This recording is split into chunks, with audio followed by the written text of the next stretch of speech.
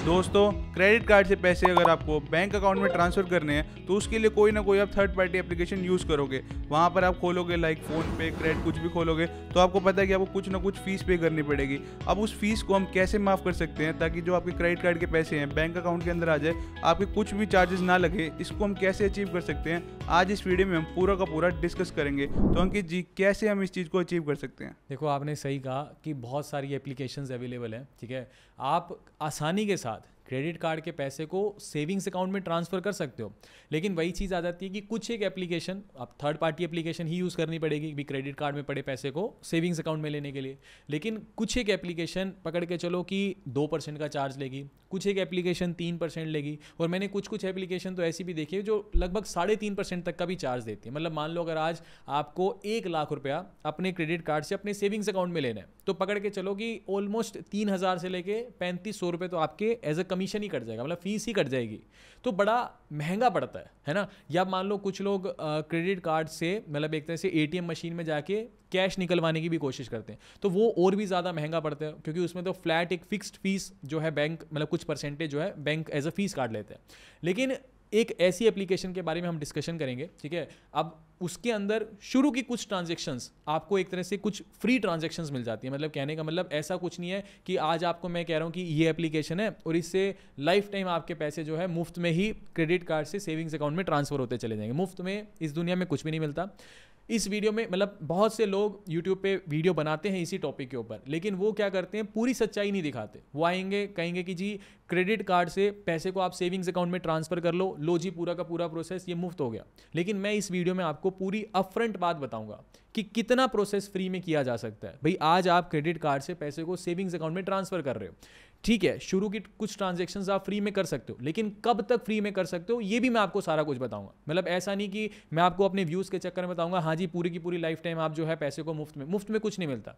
और ये वाली जो एप्लीकेशन है जो इस वीडियो में हम डिस्कस करेंगे ये क्यों दे रही है। पहली चीज़, भाई अगर दूसरी एप्लीकेशंस कमीशन खा रही हैं, पैसा कमा रही हैं, तो ये एप्लीकेशन ऐसा तो है नहीं कि समाज सेवा करने के लिए आई है। हाँ, कुछ ना कुछ उसको अपना नाम बनाना होगा मार्केट के अंदर। अब बात यही है कि ये नई एप्लीकेशन है। अगर हम दूसरी एप्लीकेशन की बात करें, जैसे कोई पेटीएम से ट्रांसफ़र करता है, कोई फ़ोनपे से, वो ऑलरेडी मार्केट में एग्जिस्ट करती हैं, तो उनका अभी नाम चला हुआ है। हर किसी को पता है फ़ोनपे से मैं आराम से पैसे को क्रेडिट कार्ड से सेविंग्स अकाउंट में ट्रांसफ़र कर सकता हूँ। ये एप्लीकेशन अभी नई आई है, तो इसको एक तरह से नाम कमाना है। तो इस वजह से शुरू की कुछ ट्रांजैक्शंस हमें फ्री में मिल जाती है, लेकिन हमें क्या है, हमें हमारा पैसा मुफ्त में क्रेडिट कार्ड से सेविंग्स अकाउंट में ट्रांसफर हो जाए, हमें बस उससे मतलब है ना। तो ये चीज़ है। लेकिन इस वीडियो में A to Z सारे के सारे पॉइंट्स हम कवर करेंगे। सर, तो अगर वीडियो हम स्टार्ट करें तो आपने जैसे बोला कि ये मार्केट में नई आई है, हाँ, तो मतलब रिस्क फैक्टर भी जुड़ता है क्या कुछ? देखो कोई रिस्क फैक्टर नहीं है। मैंने अभी लगभग, अगर मैं मेरे ऑफिस की बात करूं, मैं अभी इससे पहले भी 2-3 बार इसके ऊपर वीडियोस बना चुका हूं, और मैं पहले खुद लाइव करके एक तरह से देखता हूं। तो मेरे जब एम्प्लॉयज़ थे तो पहले 2 एम्प्लॉयज़ का किया, मैंने खुद के अकाउंट से पैसे को ट्रांसफर किया। मेन पॉइंट ये आता है कि अगर मैं अभी, जैसे अभी ऑलमोस्ट दोपहर की 3 बजी हुई है, अगर मैं अभी हम लाइव प्रोसेस, अभी मैं आपको पूरा लाइव प्रोसेस करके दिखाऊंगा कि कैसे हम क्रेडिट कार्ड से सेविंग्स अकाउंट में ट्रांसफर कर सकते हैं। बस उसमें एक पॉइंट ये आता है कि अगर मैं अभी पैसे को ट्रांसफर कर रहा हूं तो कई बार होता है कि लगभग 1 घंटे के अंदर ही क्रेडिट कार्ड से पैसा सेविंग्स अकाउंट में आ जाता है। कई बार ये होता है कि 8 घंटे, कई बार 12 घंटे भी लग जाते हैं, या हो सकता है इससे भी ज्यादा टाइम लग जाए। लेकिन ऐसा कभी भी नहीं होगा कि आपके क्रेडिट कार्ड से पैसे कट के और सेविंग्स अकाउंट में नहीं आएंगे। बहुत बार कमेंट्स आते हैं कि पैसा आया नहीं है, फिर उसी के ऊपर ही रिवर्ट आ जाता है कि पैसा आ गया, क्योंकि उसके ऊपर होता क्या, कई बार 8 घंटे, 12, 14, 15 घंटे भी लग जाते हैं पैसा। मतलब अगर आपको अर्जेंट पैसा चाहिए तो फिर मैं आपको यह कहूंगा कि अर्जेंट पैसे के लिए कोई गारंटी नहीं है कि 1 घंटे के बाद ही पैसा आ जाए। हो सकता है कि 8 घंटे, 12 घंटे, 15 घंटे के बाद भी क्रेडिट कार्ड से कटा हुआ पैसा सेविंग्स अकाउंट में है, लेकिन पैसा आएगा जरूर।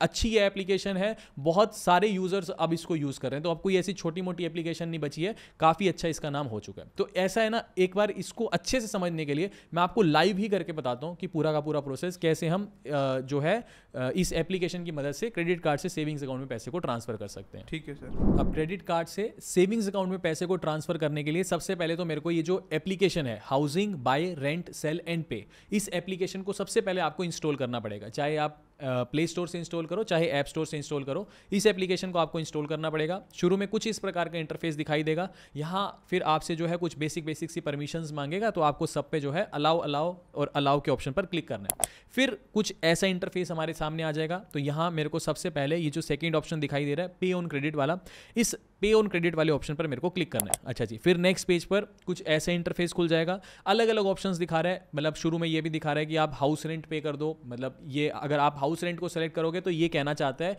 कि पैसा आपके क्रेडिट कार्ड से कटेगा और एज अ हाउस रेंट आपने पे किया है ये दिखाकर कटेगा और फिर सेविंग्स अकाउंट में आ जाएगा। प्रॉब्लम ये है कि पहले ये वाला फीचर अच्छा खासा चल जाता था, लेकिन अब हाउस रेंट अगर आप पे करते हो क्रेडिट कार्ड से तो आपका बैंक कमीशन काट लेता है। फिर इसमें 1%, 1.5%, 2% अलग अलग बैंकों के हैं। तो अब हाउस रेंट पे करने पर क्रेडिट कार्ड से अगर आप पे करते हो तो आपका बैंक फिर 1 या 2% कमीशन काट लेगा, इसलिए हम हाउस रेंट वाले तरीके से पेमेंट नहीं करेंगे।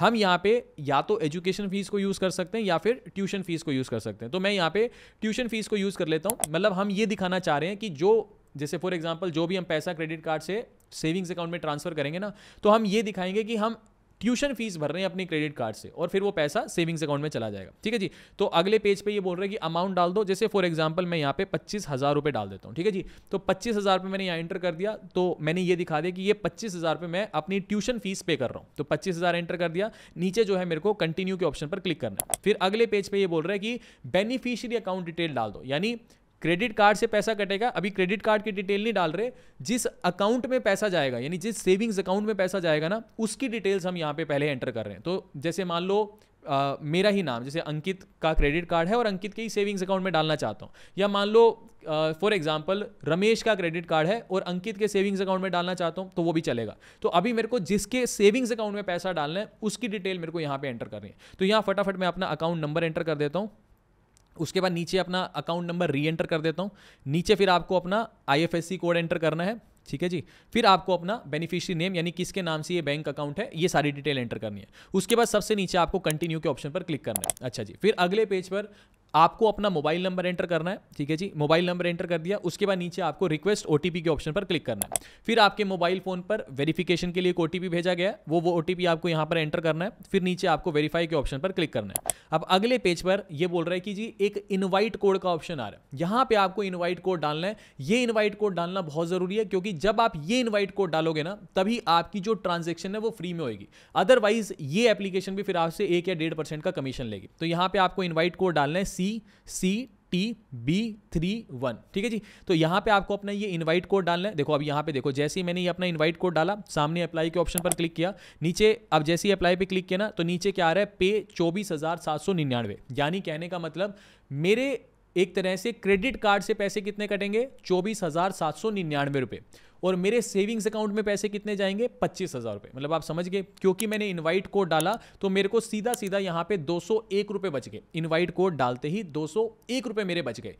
क्रेडिट कार्ड से कितने दिखा रहे हैं अभी कटेंगे, 24,799, और सेविंग्स अकाउंट में पहुंचेंगे 25,000 रुपये। अभी ये इस पेज पे दिखा रहा है। अब आगे देखते हैं आगे क्या होता है। तो मैं यहाँ पे नीचे पे 24,799 इस ऑप्शन पर क्लिक कर देता हूं। अब अगले पेज पे बोल रहा है कि जी क्रेडिट कार्ड की डिटेल्स डाल दो। तो अभी तक तो मैंने सेविंग्स अकाउंट में जो पैसा जाना था उसकी डिटेल डाली थी।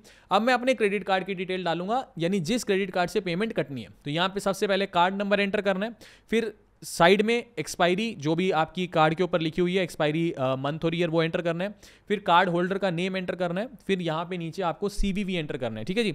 तो CVV एंटर कर दिया। जैसे ही आप ये क्या बोलते हैं क्रेडिट कार्ड की डिटेल्स एंटर करोगे ना, तो अगले पेज पे आप ये दिखाएगा सीधा सीधा कि पे 25,202 रुपये। अब सवाल आएगा कि अभी तो 201 रुपये की ये बचत दिखा रहा था, लेकिन अब अगले पेज पे ये कह रहा है कि जी क्रेडिट कार्ड से 25,202 रुपये कटेंगे और आपके सेविंग्स अकाउंट में कितने पहुंचेंगे, 25,000 रुपये। तो ये क्या फंडा हुआ, अब ये 202 रुपये और क्यों मांग रहे हैं। देखो सिंपल सी बात समझना, ये अपना कमीशन मांग रहे हैं एक तरह से।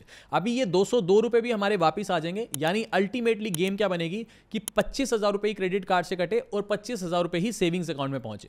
अब ये समझना, शुरू से समझाता हूं थोड़ा सा। अगर आप इनवाइट कोड ना डालते तो ये पहले पेज पे ही क्या दिखाता आपको कि 25,201 रुपये कट रहे हैं। क्योंकि आपने इनवाइट कोड डाला तो इसने पहले पेज पे 201 रुपये आपका डिस्काउंट कर दिया। यानी अगर आप इनवाइट कोड नहीं डालते तो 201 रुपये शुरू में कटते, 202 रुपये और फिर अगले पेज पे बढ़ा देता, यानी टोटल 201 रुपये प्लस 202 रुपये, यानी 403 रुपये एज अ फीस आपकी लगती 25,000 रुपये ट्रांसफर करने के लिए। लेकिन आपने जब इनवाइट कोड डाला तो पहले पेज पे 201 रुपये का इसने डिस्काउंट दे दिया, और फिर उसके बाद 25,202 यानी 202 रुपये ये अगले पेज पे एक्स्ट्रा मांग रहे। समझ गया आप बात को। तो अब ये जो 202 रुपये है, जैसे ही मैं इस ट्रांजेक्शन को कंप्लीट करूंगा ना, तो ये 202 रुपये भी मेरे पास एज अ कैशबैक आ जाएगा। तो मेरा जो पूरा ट्रांजेक्शन करना है वो एक तरह से 0 फीस में हो जाएगा। ठीक है जी, चलो कोई बात नहीं, अभी मैं आपको करके दिखाता हूं, फिर आपको और अच्छे से समझ आएगा। तो मैं यहाँ पे नीचे टोटल पे 25,202 इस ऑप्शन पे क्लिक कर देता हूँ। जैसे मैं क्लिक करूंगा ये प्रोसेसिंग पेमेंट आ जाएगा। ये थोड़ा सा लोडिंग टाइम ले रहा है, तो इसी पेज पर आपको बने रहना है। ठीक है जी, थोड़ा सा इसको वेट करना है। ठीक है जी, अब यहाँ पे अगले पेज पे बोल रहा है कि आपके मोबाइल फोन पर वेरिफिकेशन के लिए एक ओटीपी भेजा गया, तो वो ओटीपी आपको एंटर करना है। ओटीपी एंटर करने के बाद नीचे आपको फिर सबमिट के ऑप्शन पर क्लिक करना है। अच्छा जी, सबमिट के ऑप्शन पर क्लिक करते ही देखो हमारी जो ट्रांजेक्शन है वो सक्सेसफुल हो चुकी है और एकदम मैसेज आया हमारे पास कि यू हैव वोन अ कैशबैक ऑफ 202 रुपीज। यानी अब 201 रुपये तो इन्वाइट कोड डालते ही मेरे बच गए, जो 202 रुपये एक्स्ट्रा लगे वो एज अ कैशबैक मेरे पास मेरी हाउसिंग एप्लीकेशन में वापस आ गए। ठीक है जी, चलो बहुत अच्छी बात है। उसके बाद यहाँ पे ये मैसेज दिखा रहा है, अब जैसे ये ट्रांजैक्शन कंप्लीट हुई ना तो एक और कैशबैक आ गया। तो ये कॉइन जो है इसको नीचे की तरफ आपको पुश कर, मतलब एक तरह से नीचे की तरफ लेके जाना है। जैसे ही लेके जाओगे तो देखो यहाँ पे एक कैशबैक 15 रुपये का और आ गया। यानी अब कुल मिला के गेम ये बनी है कि 201 रुपये शुरू में बचे, 202 रुपये जो बाद में लगे हमारे, जो जैसे क्रेडिट कार्ड से 25,202 रुपये कट गए, वो 202 रुपये मेरे पास हाउसिंग एप्लीकेशन में कैशबैक आ गया। सेविंग्स अकाउंट में मेरे 25,000 रुपये ट्रांसफर हो गए और 15 रुपये का मेरे को कैशबैक मिल गया। यानी कुल मिला के जो सब कुछ अगर देखा जाए तो क्रेडिट कार्ड से पैसा सेविंग्स अकाउंट में भी आ गया और 15 रुपये मेरे एक्स्ट्रा बच भी गए, जो मेरे को बाद में कैशबैक मिला। अब एक सवाल ये आता है कि ये एप्लीकेशन, मतलब ये बिल्कुल स्मूथ प्रोसेस था। अब वो चीज़ हम डिस्कस करेंगे जो आपको और कोई भी नहीं बताएगा, क्योंकि लोग यहां तक बता के इस वीडियो को क्लोज कर देते हैं, लेकिन जो इसके आगे का प्रोसेस है, जो रियल थोड़ी सी स्टोरी है, वो आपको कोई नहीं बताएगा। वो लोग आपसे छुपाने की कोशिश करते हैं। लेकिन मैं आपसे एक रिक्वेस्ट कर रहा हूं कि हम जो भी सारी चीज़ें हैं बड़ी अपफ्रंट बात करते हैं, कुछ छुपाते नहीं है। तो इसके लिए मेरी आपसे बस एक छोटी सी रिक्वेस्ट है कि प्लीज़ अगर आपको लग रहा है कि बिल्कुल एकदम अच्छी आप इन्फॉर्मेशन दे रहे हो, कुछ हाइड नहीं कर रहे, तो प्लीज़ इस वीडियो को लाइक ज़रूर करना, चैनल को सब्सक्राइब जरूर करना और नीचे कुछ भी पॉजिटिव कमेंट हमारे लिए ज़रूर करना। भाई चाहिए लिख देना भाई this is best video on credit card to bank account transfer, या जो आपका मन करे। ठीक है, अब सवाल ये आता है कि ये वाली जो एप्लीकेशन की एक कमी है वो ये है कि जो हमारे को कैशबैक आता ना, जैसे जो आप इनवाइट कोड डालोगे वहाँ जो आपको डिस्काउंट मिला ना, वो तो आपको मिल ही गया, वो तो आपको मिलेगा क्योंकि वो तो उसने मौके पे ही पैसा कम कर दिया।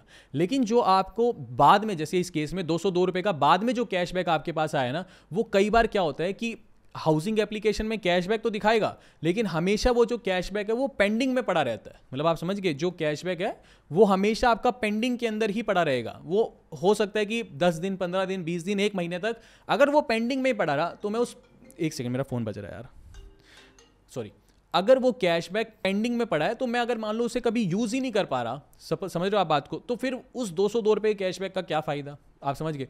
दूसरी चीज़, पहली ट्रांजैक्शन के लिए तो ये एप्लीकेशन बहुत अच्छी है कि पहली ट्रांजैक्शन पे तो मैं इनवाइट कोड को यूज़ कर सकता हूं, लेकिन दूसरी ट्रांजैक्शन पे अगर मैं सेम इनवाइट कोड यूज़ करूंगा तो ये काम नहीं करेगा। यानी एक ट्रांजैक्शन के लिए तो बहुत अच्छी एप्लीकेशन है कि मौके पे ही इनवाइट कोड यूज़ कर लिया, मेरे को पैसा बच गया, लेकिन सेकंड ट्रांजैक्शन के लिए फिर ये एप्लीकेशन भी लगभग 1 से 1.5% का एक तरह से फीस काटती है।